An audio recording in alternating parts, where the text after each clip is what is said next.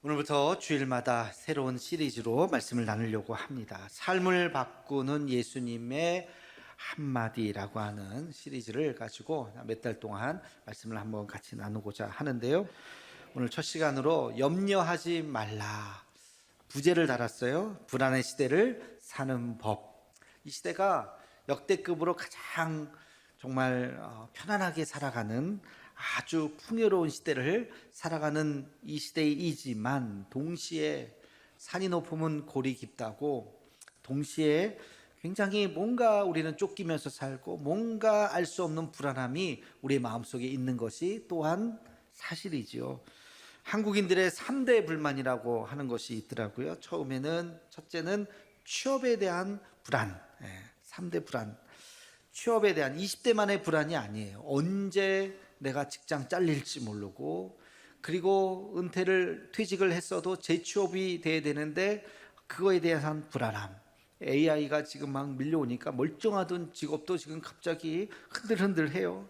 취업에 대한 불안함이 있고, 두 번째는 건강에 대한 불안함이죠. 그렇죠? 왜 이렇게 암 환자들이 점점 많아지는지, 건강에 대해서 자꾸 우리가 불안해하고 염려하게 됩니다. 세 번째는 노후에 대한 불안이 있어요. 환갑 넘으면 조금 살다가 돌아가셔야 되는데 이제는 100세 시대래요. 100세 시대.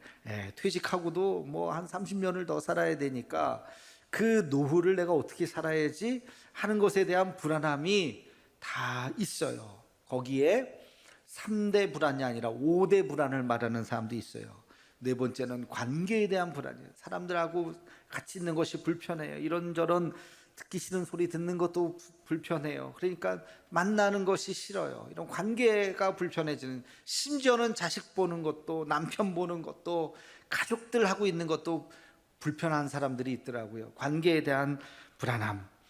마지막 5번째는 자녀에 대한 불안함. 왜 이렇게 자녀들이 시집장가를 안 가는 거예요?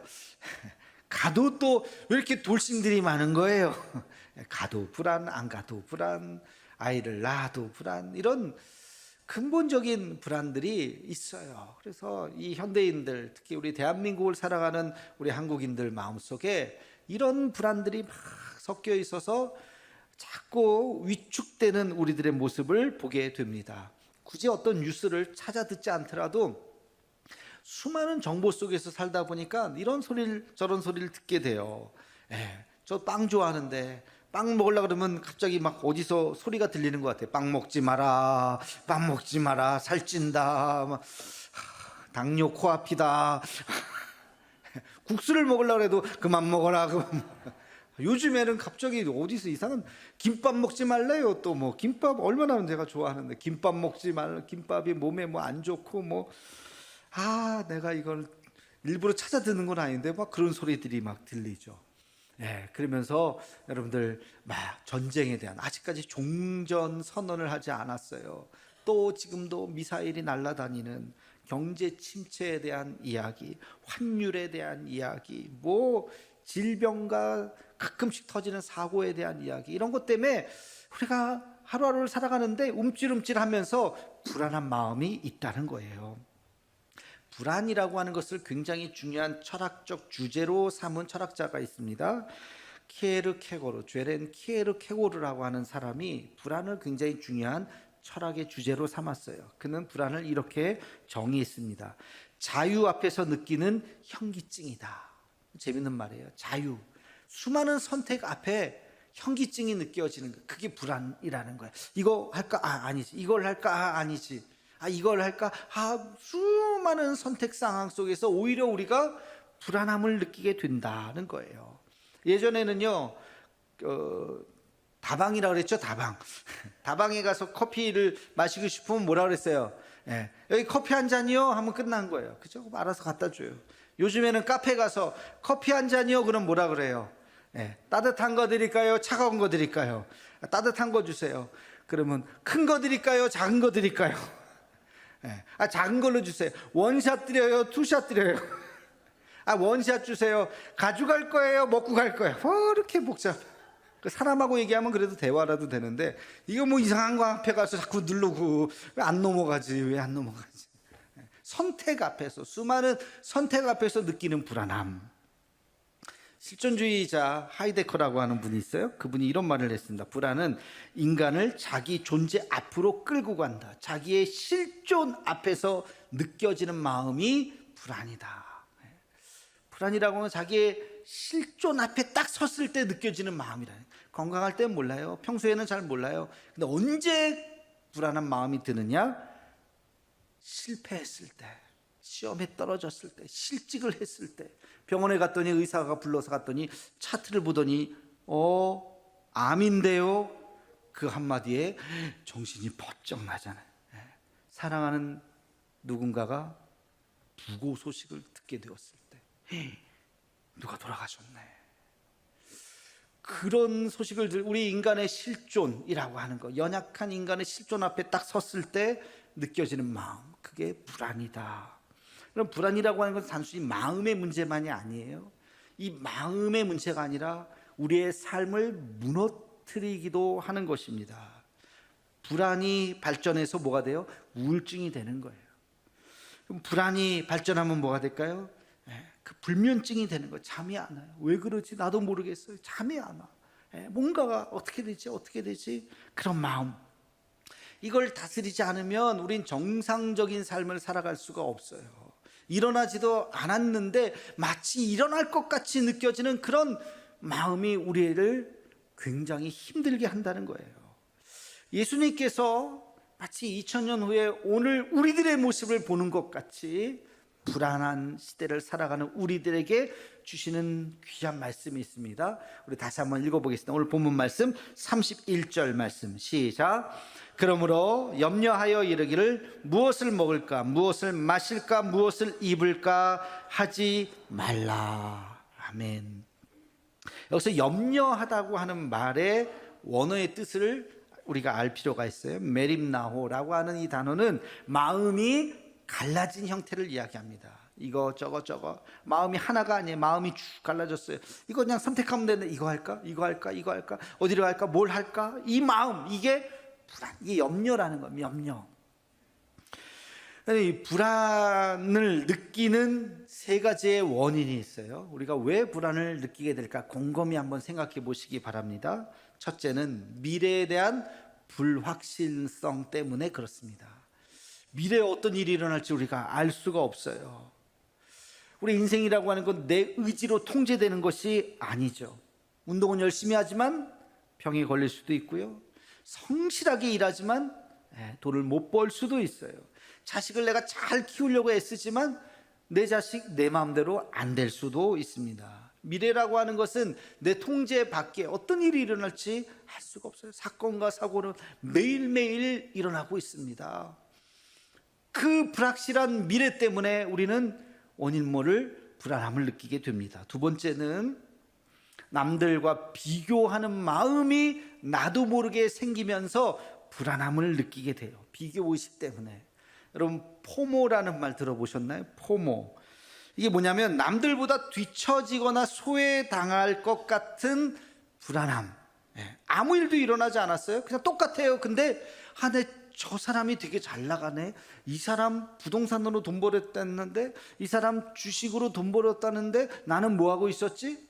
나는 그냥 가만히 있었는데 열심히 성실하게 일했는데 왠지 모를 불안함. 이걸 포모라 그래요. 마케팅에서 나왔던 용어인데 요즘에 아주 광범위하게 쓰여지고 있습니다. 자기도 모르는 어떤 삶의 허탈함, 이런 것들 때문에 남과 알 수 없는 비교의식에서 나오는 그런 불안함이 있어요. 비교의식 때문에 망한 사람이 성경에 나옵니다. 대표적인 사람 사울이에요. 사울. 여러분 사울을 하나님이 이스라엘의 왕으로 세웠어요. 비교할 사람이 없어요. 자기는 자기 능력대로, 능력이 있으니까 왕으로 세웠고, 그렇게 잘 하다가 자기 아들에게 물려줄 수 있어요. 왕은 귀한 직분이에요. 근데 그 자기 아들 뻘 되는 다윗과 왜 비교를 하냐고요. 비교할 대상이 따로 있지. 다윗은 하나님을 사랑하고 민족을 사랑해서 골리앗을 쓰러뜨렸으면 잘했다 박수 쳐주고 격려해주고 너 내 아들로 삼자, 그러면 되는 건데 왜 다윗하고 자기를 비교해가지고 사울이 망합니다. 그럼 비교의식은 그렇게 사람을 망하게 할 수도 있어요. 세 번째 우리의 불안의 원인이 있습니다. 그것은 뭐냐면 하나님보다 세상이 더 커 보일 때, 하나님보다 세상이 더 커 보일 때 알 수 없는 불안감이 우리에게 있어요. 여러분, 하나님이 커요? 세상이 커요? 대답해 보세요. 이건 뭘 물어봐요. 하나님이 크지. 하나님이 세상을 만드셨잖아요. 하나님이 당연히 크지. 근데 가끔 보면 하나님 어디 계시지 도대체? 하나님이 안 보여요. 하나님이 안 보이니까. 그리고 점점 세상은 커 보여요. 세상이 왜 이렇게 커? 그런 마음이 우리 안에 들 때 초조해져요. 불안한 마음이 생긴다는 거예요. 32절에 보면 이런 말씀이 있어요. 함께 읽겠습니다. 이는 다 이방인들이 구하는 것이라. 여기까지. 뭘 이방인들이 구한다고요? 무엇을 먹을까? 무엇을 마실까? 무엇을 입을까? 이거 다 이방인들이 구하는 것이다. 여기서 말하는 이방인은 오늘날 누구를 말하는 걸까요? 세상 사람들. 세상 사람들은 그걸 구한대요. 뭘 구해요? 먹을까 마실까 입을까. 오늘날의 용어로 바꿔보면 뭘까요? 저 사람 돈 벌었대. 저 사람 성공했대. 그런 마음. 저 사람 능력 있대. 저 사람 외모가 대단해. 인기가 많아. 거기에 다 우리가 몰두하게 되는 거예요. 거기에 마음을 빼앗겨 버리니까 세상이 점점 더 커 보이니까 불안한 마음이 있는 거죠. 이 세 가지의 원인, 미래에 대한 불확실성, 끊임없이 남들과 비교하게 되는 우리의 현실, 그리고 세상의 것이 점점 더 커 보이는 그런 마음 때문에 나도 모르게 우리가 점점 불안해지는 거예요. 어떡하지? 그럼 이것을 극복해야 할 줄로 믿습니다. 이 마음 그대 그냥 있으면 한 걸음도 우리가 앞으로 나아갈 수 없어요. 하나님의 일을 할 수가 없어요. 이 불안한 마음을 물리쳐야 할 줄로 믿습니다. 하나님 주시는 은혜와 평강이 여러분에게 넘치기를 주의 이름으로 축원합니다. 하나님 주시는 자신감, 하나님 주시는 은혜와 평강이 있기 위해서, 이 불안함을 극복하기 위해서 우리는 어떻게 해야 될까요? 자, 첫 번째, 다시 한번 우리 32절 말씀을 읽어보겠습니다. 시작. 이는 다 이방인들이 구하는 것이라. 너희 하늘 아버지께서 이 모든 것이 너희에게 있어야 할 줄을 아시느니라. 아멘. 너희 하늘 아버지께서 이 모든 것이 너희에게 있어야 할 줄을, 그 다음 뭐예요? 아시느니라. 할렐루야. 여러분, 불안을 극복하는 첫 번째 여러분의 마음가짐, 하나님은 다 아시지. 하나님은 다 아시지. 하나님 다 알고 있다. 여러분의 형편과 처지를 알고 있다고요. 하나님, 우리 애들 아직 어려요. 그래, 알고 있어. 하나님, 나 몸에 이런 어려움이 있어요. 그래, 알고 있어. 하나님, 내가 더 열심히 살아서 더 돈도 많이 벌어야 되고요. 이런 일을 해야 돼요. 그래, 알고 있어. 하나님 다 아신다고요. 하나님을 아신다라고 생각하면, 자, 그 다음에 우리가 가져야 될 마음이 뭘까요? 신뢰하는 거예요. 하나님이 아시죠? 아멘. 그러면 됐습니다. 하나님이 내 삶을 인도하실 거니까 하나님이 아시면 그걸로 된 거예요. 하나님이 우리의 삶을 인도하실 줄로 믿습니다. 하나님, 여러분 아실까요? 모르실까요? 알아요. 다 알아요. 그래, 안다. 이스라엘 백성들이 출애굽을 했어요. 그래서 애굽을 딱 나서자마자, 그 문을 딱 열자마자 바로 그 코앞에 가나안 땅, 젖과 꿀이 흐르는 가나안 땅이 있을 거라고 착각했는지도 모르겠어요. 근데 문을 딱 열어보니까 거기가 어디예요? 광야예요. 광야.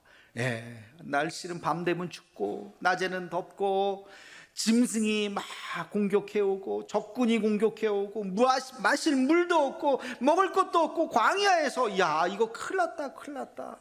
근데 아침에 눈 비비고 일어나 봤더니 아침에 뭐가 있어요? 만나가 있는 거. 이게 뭐지?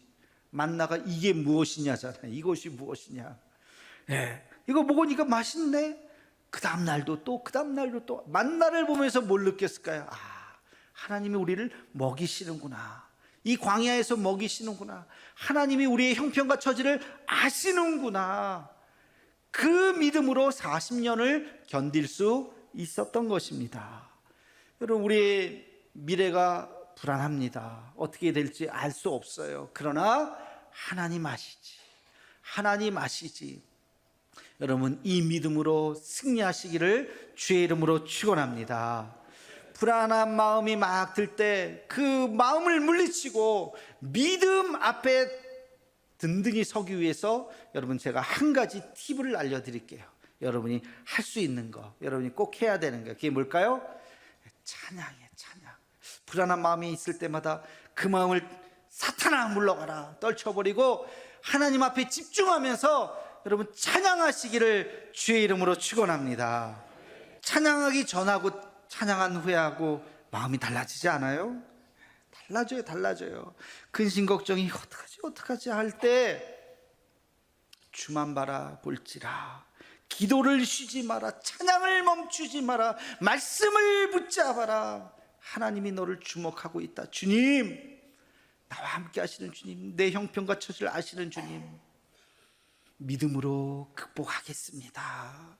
여러분, 하나님이 우리를 아시기 때문에 모든 불안을 떨쳐버리고 승리하시기를 주의 이름으로 축원합니다. 자, 두 번째 불안을 이길 수 있는 방법은 34절에 있습니다. 함께 읽겠습니다. 시작. 그러므로 내일 일을 위하여 염려하지 말라. 내일 일은 내일이 염려할 것이요 한날의 괴로움은 그날로 족하니라. 아멘. 우리 함께 따라해 봅시다. 오늘을 살아갑시다. 이 34절 말씀을 딱 압축하면 오늘을 살아가라는 거예요. 이게 무슨 말일까? 오늘 해야 할 일, 지금 해야 할 그 일에 집중하라는 거예요. 오늘을 살아가라는 거예요. 내일 염려하지 말라는 거예요. 여러분, 오늘과 내일 사이에는요 어마어마한 시간이 있는 거예요. 하물며 다음 주에 일어날 일을 뭘 걱정을 해요. 다음 주 한참 시간이 있는 거예요. 오늘 지금 내가 해야 할 일에 집중하라는 거예요. 집중. 인지심리학에서 파국화라고 하는 개념이 있어요. 파국화. 이게 뭐냐면 파국을 생각하는 거예요. 마지막 끝을 생각하게 된다는 거예요. 갑자기 어떤 불안이 막 엄습해 올 때 일어나지도 않을 0.00001%를 갑자기 생각하면서 야, 끝장나면 어떡하지? 이런 생각을 하게 된다는 거예요. 예를 들어서 여러분, 아이들이 8시까지 올게요 하고 나갔는데 8시 반이 됐는데 연락이 없네. 9시가 됐는데 전화를 안 받네. 핸드폰이 꺼져 있네. 뭐 그럴 수도 있겠다. 그냥 하면 되는데, 야, 이거 무슨 일 일어난 거 아니야? 사고 난 거 아니야? 납치된 거 아니야? 어디 끌려간 거 아니야? 별의별 생각이 막. 이 아이가 9시 반쯤 들어와서 핸드폰 배터리가 다 나갔어요. 그러면서 들어올 수 있는 거예요. 근데 그 불안한 마음에 일어나지도 않는 0.00001%의 그것 때문에 막 불안해서 가만히 있지 못하는 우리의 심리 상태, 이것을 파국화라고 이야기하는 거예요. 파국화. 오늘과 내일 사이에 수많은 시간과 수많은 과정이 있다는 것을 여러분 기억해야 됩니다. 이런 말이 있어요. 여러분, 오늘은 어제의 결과이고 내일은 오늘의 결과이다. 이게 무슨 말일까요? 오늘 예배 잘 들으시는 분이 있는데 제가 이렇게 보니까 다들 뭐 잘 들으시네. 예를 들어서 한 분이 꾸벅꾸벅 존다고 생각해 봅시다. 왜 졸까요? 어제 새벽 2시, 3시까지 잠을 안 자서 그래. 딴짓하니까. 오늘 예배 드리면 일찍 주무시고 컨디션 좋게 나와서 예배를 잘 집중해서 예배에 집중하라. 그래서 예배에 집중을 잘 해야 되는데 3시간, 4시간 자고 일어나서 하품하면서 안 갈 수는 없으니까 나와갖고 앉아있는데 목사님 왜 자꾸 오늘 딴소리하고 언제 끝나는 거야 도대체? 이러고 시간만 보고 있으니까 꾸벅꾸벅 졸지요. 왜 그래? 어제 잘못 살아서 그래. 오늘은 어제의 결과라고요. 그럼 내일은 뭐랄까요? 오늘의 결과예요. 내일 걱정하지 말고 오늘 내가 최선을 다하는 거예요. 오늘 내가 해야 할 일에 집중하는 거예요. 그러면 하나님께서 내일 우리에게 큰 은혜를 허락하실 줄로 믿습니다. 우리는 지금 집중, 내가 지금 해야 될 일이 있지. 내일 그거는 바뀔 수 있어요. 얼마든지 바뀔 수 있어요. 지금 내가 집중한다면, 내가 지금 해야 할 일, 하나님 앞에서 해야 할 일에 최선을 다한다면 내일은 바뀔 수 있는 거예요. 여러분, 그것을 믿고 오늘 최선을 다할 수 있는, 오늘 여러분이 해야 할 일에 집중할 수 있는 여러분 되시기를 주의 이름으로 축원합니다. 마지막 세 번째, 불안을 이길 수 있는 방법, 33절 말씀을 함께 읽겠습니다. 시작. 그런즉 너희는 먼저 그의 나라와 그의 의를 구하라. 그리하면 이 모든 것을 너희에게 더하시리라. 아멘. 아까 키에르케고르가 뭐라 그랬어요? 불안의 이유, 선택의 문제라고 그랬죠. 선택이 너무 많을 때 우리는 불안을 느낀다고. 그러면 키에르케고르 식으로 다시 한번 생각해 보면, 불안을 없애는 방법, 선택을 줄이는 거예요. 선택을 줄이는 거. 선택을 줄이는 걸 조금 다른 표현을 하면 단순화시키라는 거예요. 여러분의 삶을 단순화시키라는 거예요. 여러분, 다이어트는 살만 빼는 것이 아니에요. 여러분의 인생에도 다이어트를 해야 돼요. 만남에도 다이어트가 필요합니다. 쓸데없는 거, 오만 거 다 참견하고 막 분주하게 살아가는 거, 그게 여러분의 마음을 더 어지럽히는 거예요. 그게 여러분을 더 불안하게 만드는 거예요. 다 정리해야 돼요. 다이어트를 해야 돼요. 다 집중해야 돼요.